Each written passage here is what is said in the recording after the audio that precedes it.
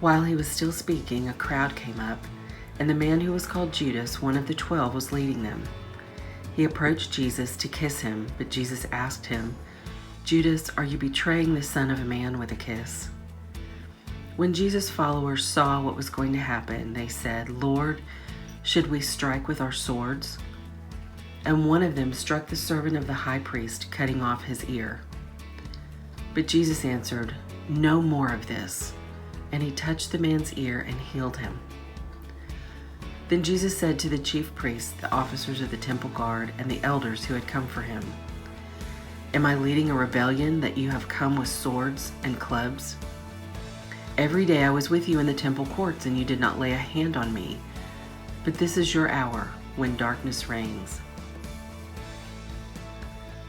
Then seizing him, they led him away and took him into the house of the high priest. Peter followed at a distance. But when they had kindled a fire in the middle of the courtyard and had sat down together, Peter sat down with them. A servant girl saw him seated there in the firelight. She looked closely at him and said, "This man was with him." But he denied it. "Woman, I don't know him," he said. A little later, someone else saw him and said, "You also are one of them." "Man, I am not," Peter replied.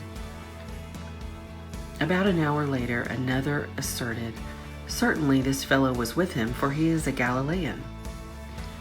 Peter replied, "Man, I don't know what you're talking about."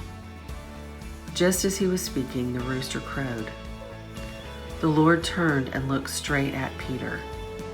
Then Peter remembered the word the Lord had spoken to him, "Before the rooster crows today, you will disown me 3 times." And he went outside and wept bitterly.